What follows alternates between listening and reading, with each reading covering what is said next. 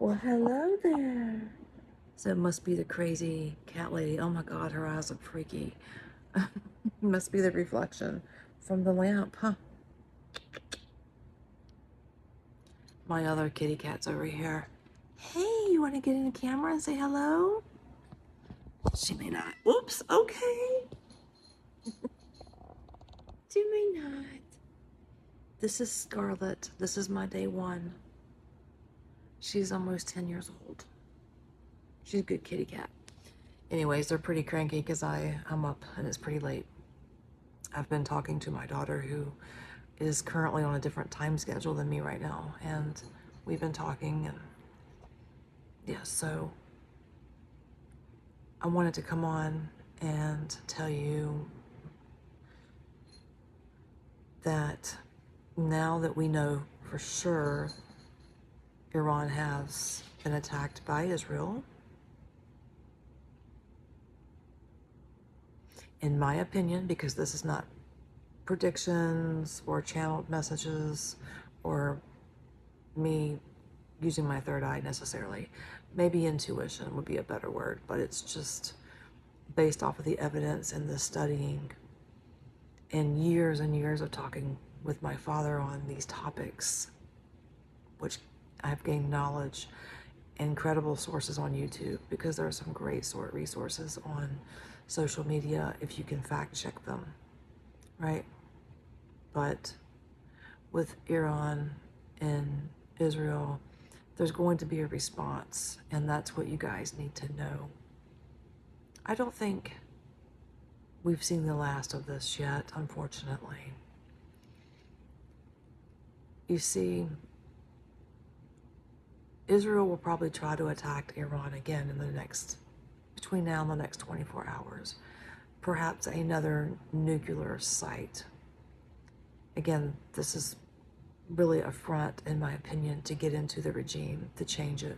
They want to get rid of the leaders of Iran. But anyways, reminds me of Saddam Hussein, but I don't want to repeat myself from my prior video.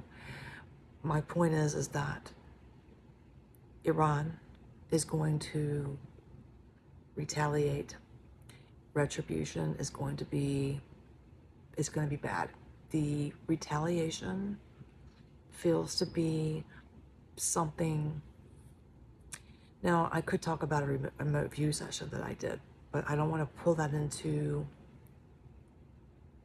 basic knowledge of what's going on in my analysis. But Jerusalem, Bethlehem, those areas, underground, I feel like whatever's done, they're going to do air attacks, of course, with drones, missiles, but there could be someone who can get into the country of Israel and actually put something underneath. And it was in the remote view session. Okay, I'll tell you, I received Bethlehem and Jerusalem as the two areas. Like there's a water system or pipe system, and something is dropped in there, and it can be designated through like electrical, like maybe a cell phone, kind of like what we saw with Russia when Ukraine sent those drones in on those 18-wheelers. And the British intelligence was able to set them off. So similar to that, but it would be Iran. Anyways, what I want to say is that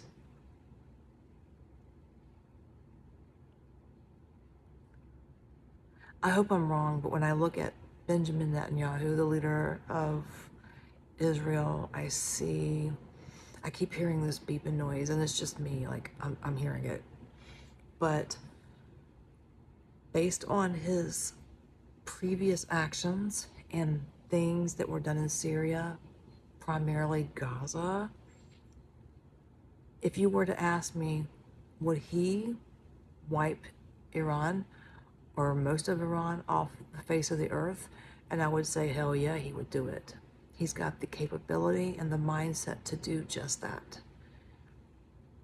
Screw the regime change. We'll take them all out, okay?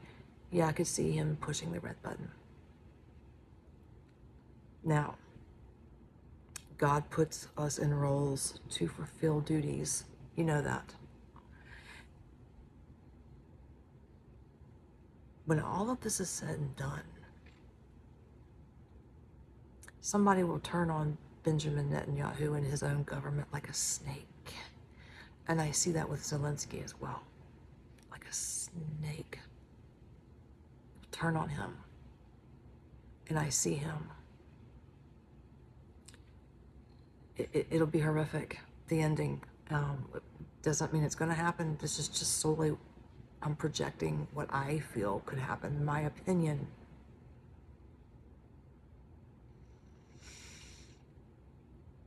But between now and then, regardless, there's going to be some really heavy fighting, and the nuclear situation is going to become a real thing. Yeah, you want regime change, just like we saw with Saddam Hussein. I'm keeping it real. This is way worse, okay? So we need to pray because, you know, if we don't pray, it doesn't matter what your religion is, okay? Pray for the higher light, the higher being to come in and wrap the positive energy, the white light around you, or your people you love, the universe, right? I'm just gonna stop talking now.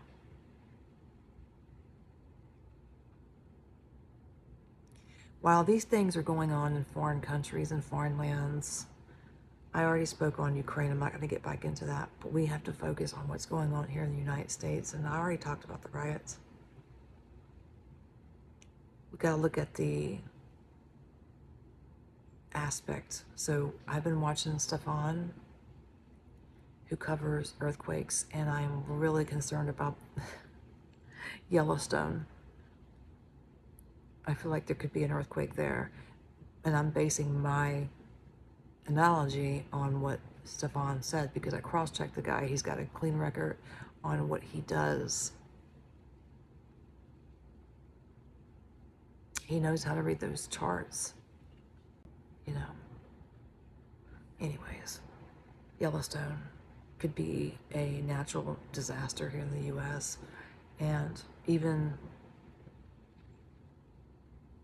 something could take place even as far as Canada, New England, just to throw off things, to put the epitome of confusion in one's mindset while everything else is going crazy and red alarms are going off around the world.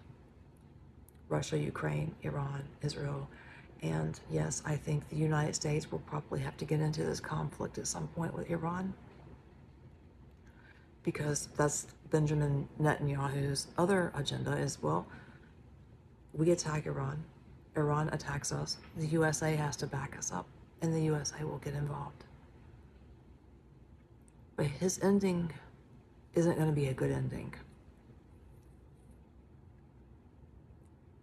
I have nothing but love for people. I don't care what your culture is.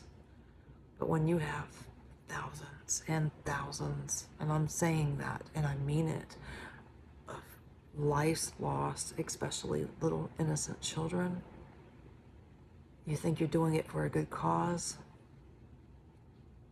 Karma will come back and get your ass for that one, buddy. Do you ever stop and think about the sex offenders, child murderers? A lot of them die of cancer.